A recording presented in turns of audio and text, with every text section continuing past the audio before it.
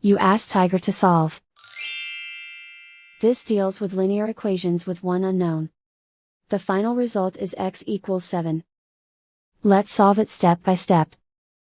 Simplify the expression. Expand the parentheses. Multiply the coefficients. Simplify the arithmetic.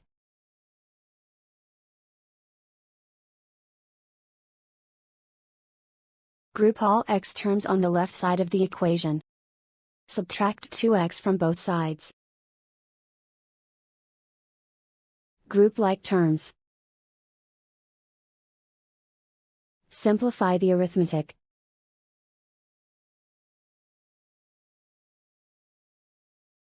Group all constants on the right side of the equation. Add 56 to both sides. Simplify the arithmetic.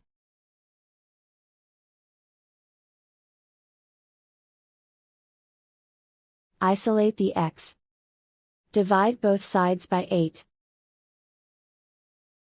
Simplify the fraction.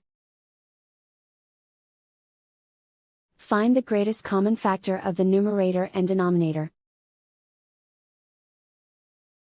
Factor out and cancel the greatest common factor.